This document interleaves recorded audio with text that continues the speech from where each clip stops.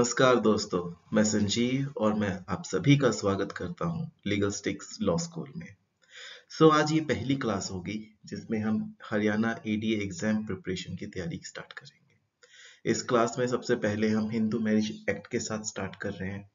आज हम Hindu marriage act के ऑल 29 सेक्शंस में से 20 क्वेश्चंस लेकर आए हैं, जो कि बहुत ही इंपॉर्टेंट है। हम इन क्वेश्चंस के थ्रू एक्ट को पढ़ेंगे एंड जानेंगे कि क्या हरियाणा एडी एग्जाम में आ सकता है। ठीक है, अब स्टार्ट करते हैं अपनी प्रिपरेशन के साथ।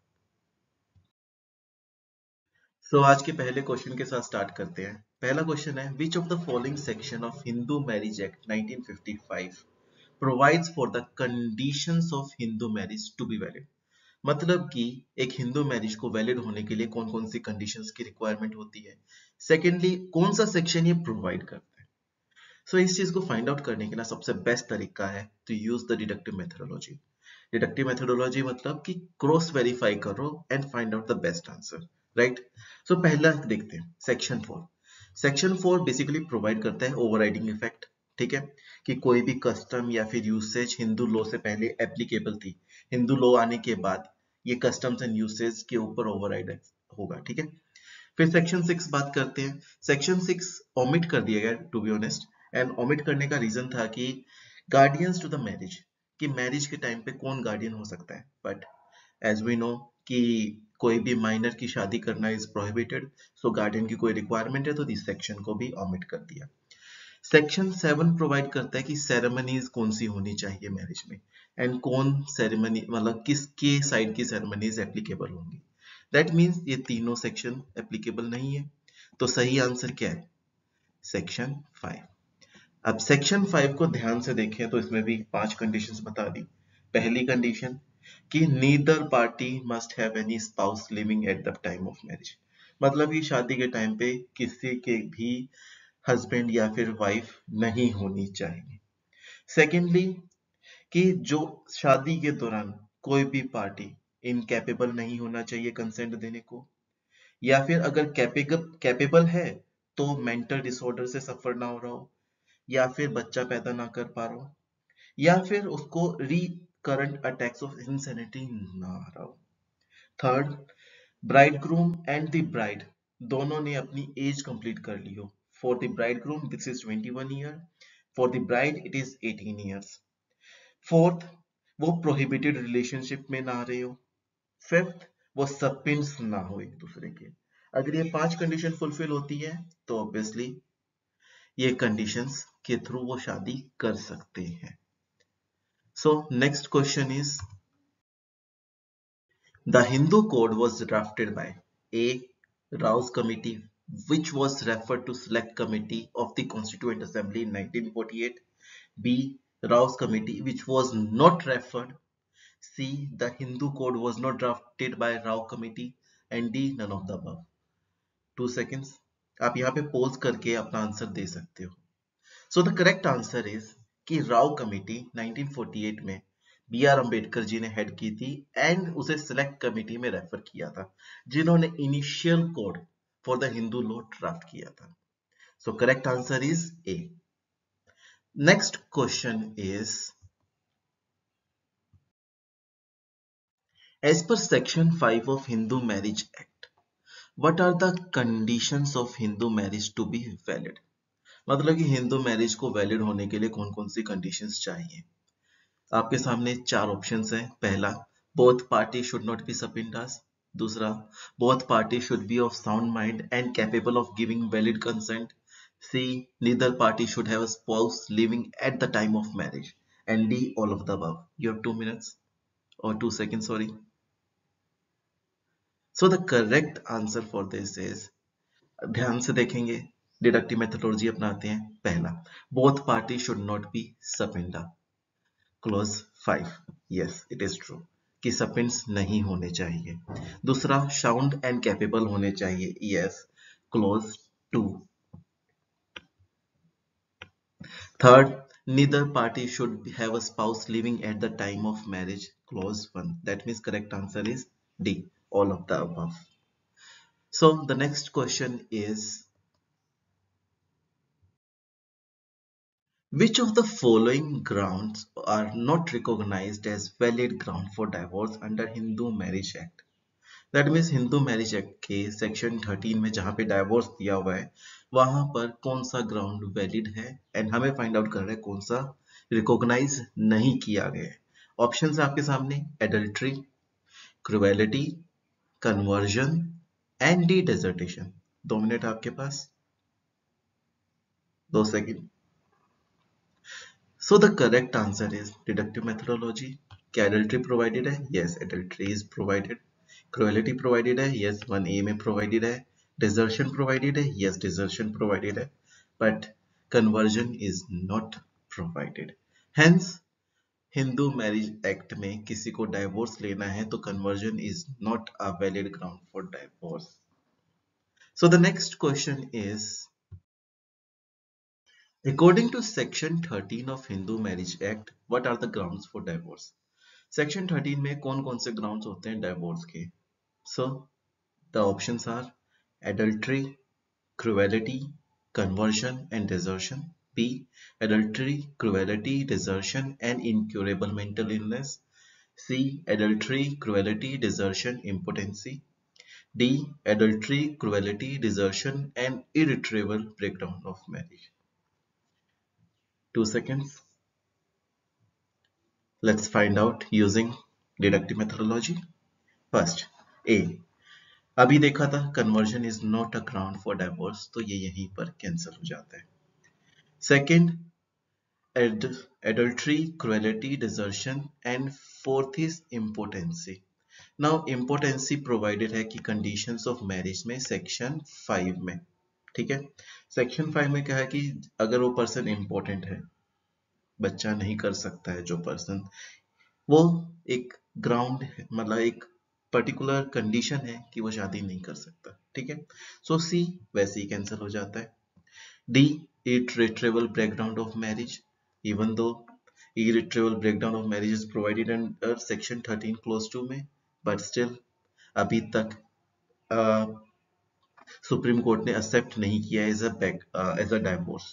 सो the correct answer is B, adultery, cruelty, desertion and incurable mental illness, जो कि प्रोवाइडेड है सेक्शन 13 के क्लॉज 3 में। Clear? So the next question is, under Hindu marriage act what is the minimum age of the bridegroom and bride? Question 1 में ही हमने जान लिया था कि ब्राइडग्रूम एंड ब्राइड की क्या मिनिमम एज होनी चाहिए। ये स्पेसिफिकली प्रोवाइडेड है सेक्शन 5 के क्लॉज 3 में, जहां पे स्पेसिफाई कर रखा है। क्यों बताएं? Just find out. The options are A, 18 year and 16 year, B, 18 year 18 year, C, 21 year 18 year, D, 21 year 21 year. 2 seconds. The correct answer is C, 21 year and 18 year. 21 year का male होना चाहिए and 18 year की female, तभी और तभी वो इन conditions को fulfil करके शादी कर सकते हैं। Now the next question is, which of the following is not a condition for a valid marriage under section 5? First question में भी देखा था, लास्ट क्वेश्चन में भी यही देखा था कि सेक्शन 5 के लिए कौन सी कंडीशंस आर इंपॉर्टेंट, शादी के लिए कौन कौन सी conditions are very important, and हमें यहाँ पे फाइंड करना है कि कौन सी condition is not important. Options are A, parties prohibited degree में नहीं होनी चाहिए, पार्टीज कैपेबल होनी चाहिए और साउंड माइंड होनी चाहिए, parties should marriage should be performed according to Hindu rites and ceremonies, and D, parties should be of same caste. आपके पास 2 सेकंड है। सो the correct answer is yes, prohibited degree में नहीं होने चाहिए, यस, वो sound और कैपेबल माइंड होने चाहिए। Parties should perform according to Hindu rites and ceremonies. Obviously, it is provided under section 7, but yes, it is important condition. ठीक है? That means क्या उनका सेम कास्ट का होना जरूरी है? नहीं, दे मस्ट बी हिंदू। अगर वो हिंदू हैं तो वो शादी कर सकते हैं, ठीक है। तो correct answer is the party should be of same caste. The next question is, What is the time limit for filing a petition for divorce under Hindu Marriage Act on ground of cruelty? मतलब कि cruelty के ground पर आपके पास कितना time limit होता है Hindu marriage act के अंदर पेटिशन डालने का? Options are 1 year from the date of marriage, 2 years from the date of marriage, 3 years from the date of marriage, and 4 years from the date of marriage. So the correct answer is 1 year from the date of marriage. अब आप सोच रहे हो कि 1 year cruelty, सो अगर आप इसका section 14 देखो तो वहां पे स्पेसिफाई कर रखा है कि कोई भी पेटिशन डाइवोर्स के रिगार्डिंग 1 साल के दौरान, मैरिज के 1 साल के दौरान नहीं लाई जा सकती. But do you think cruelty के टाइम पे 1 साल वेट करना सही है? नहीं. सो ऐसी सिचुएशन पे आप जा सकते हो कोर्ट में विद दिस ग्राउंड. ठीक है. Question is, which of the following section of Hindu Marriage Act deals with restitution of conjugal rights?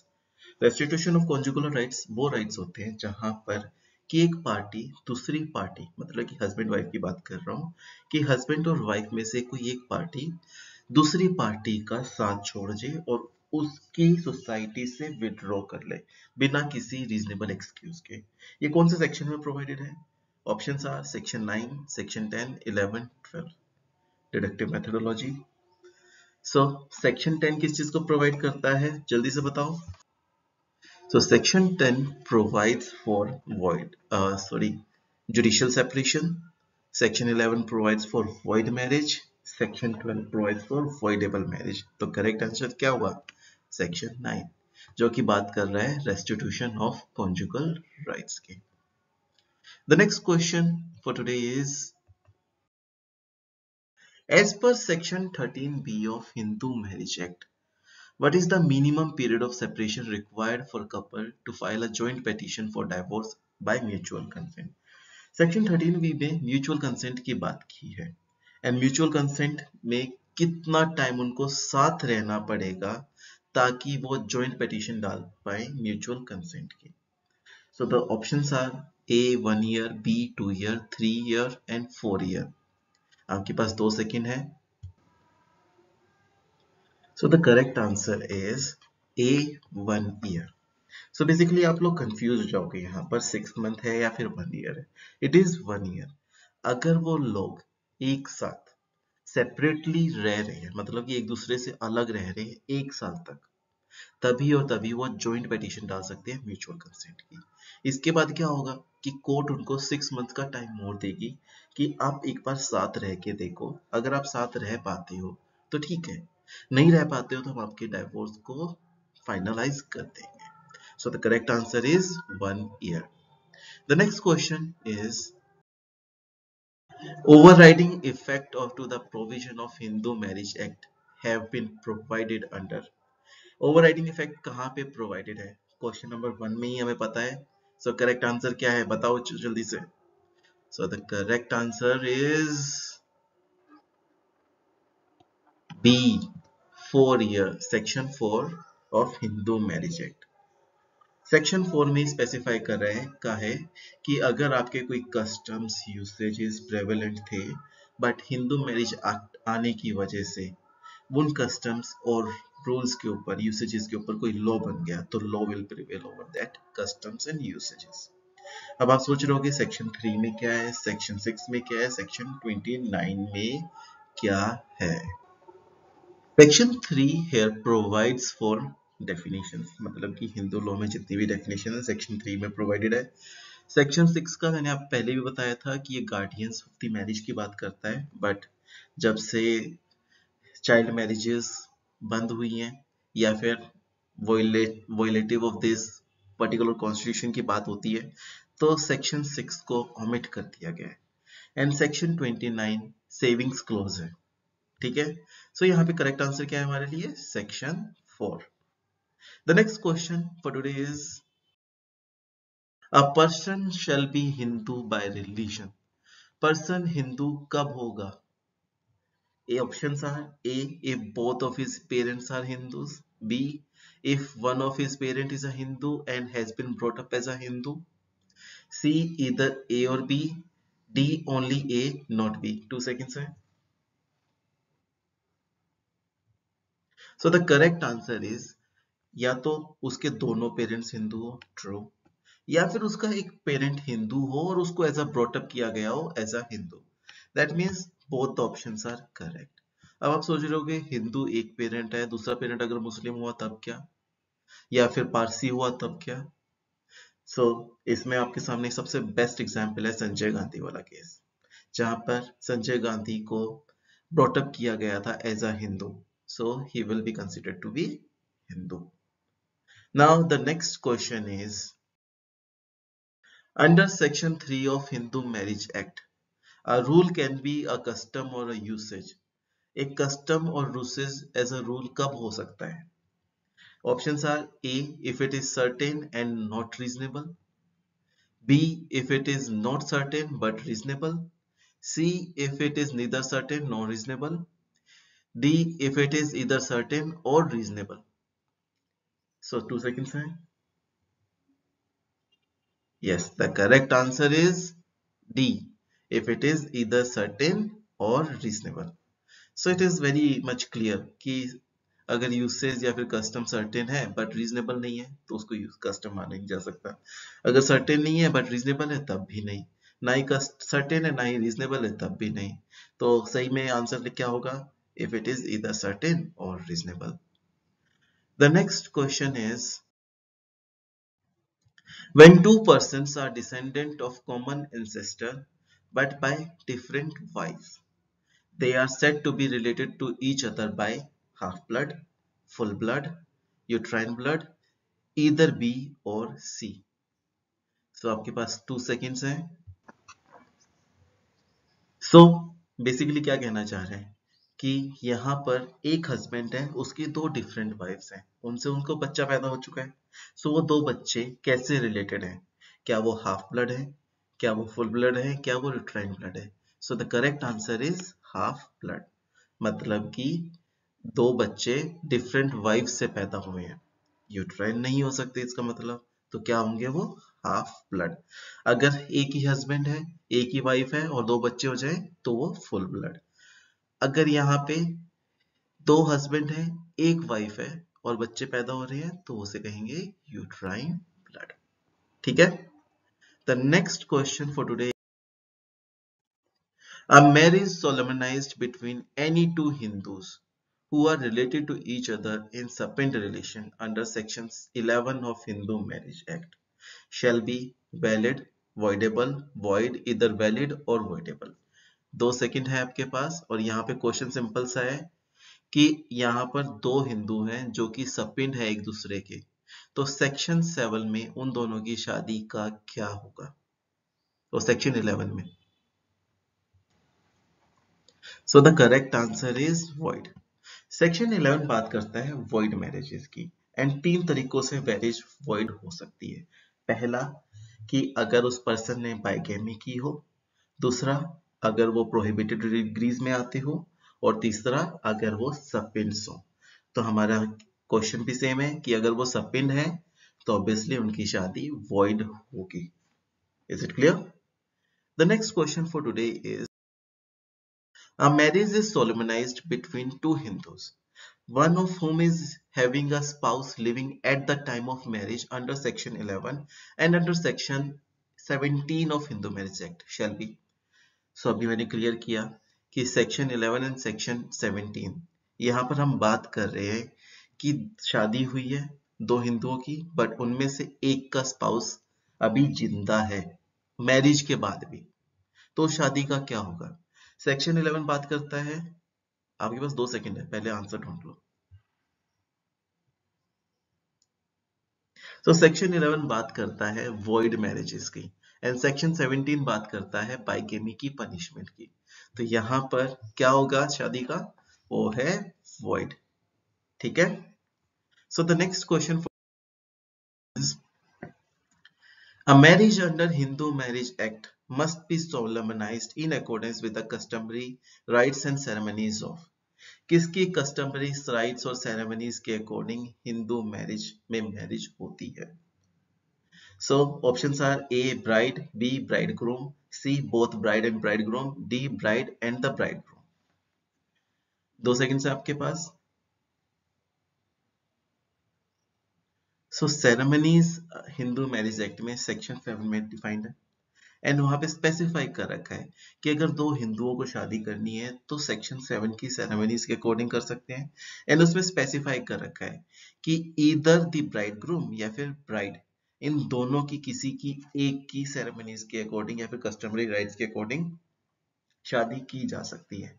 अगर कस्टमरी राइट्स और सेरेमनी नहीं है तो क्लोज टू कहता है कि आप सप्तपदी भी कर सकते हो, 7 फेरे जिसका मतलब है। तो correct answer is either bride और दी bridegroom. The next question: the registration of Hindu marriage has been provided under. So registration of Hindu marriage mandatory है या नहीं है, पहला क्वेश्चन तो आपको आज ही पूछ लेता हूँ। सेकंड कि कौन से सेक्शन में प्रोवाइडेड है ये फाइंड आउट करना है। तो options are Hindu marriage act के सेक्शन 12, सेक्शन 10, 8 या फिर 6। 2 सेकंड्स है। डिडक्टिव मेथोडोलॉजी अपनाते हैं इसमें, ठीक है। सेक्शन 12 किस चीज की बात करता है? वॉइडेबल मैरिज की। सेक्शन 10 किस चीज की बात करता है? जुडिशियल सेपरेशन की। सेक्शन 6 किसकी बात करता है? गार्डियंस ऑफ द मैरिज, जो कि ओमिट कर दिया गया। तो करेक्ट आंसर क्या हुआ? सेक्शन 8।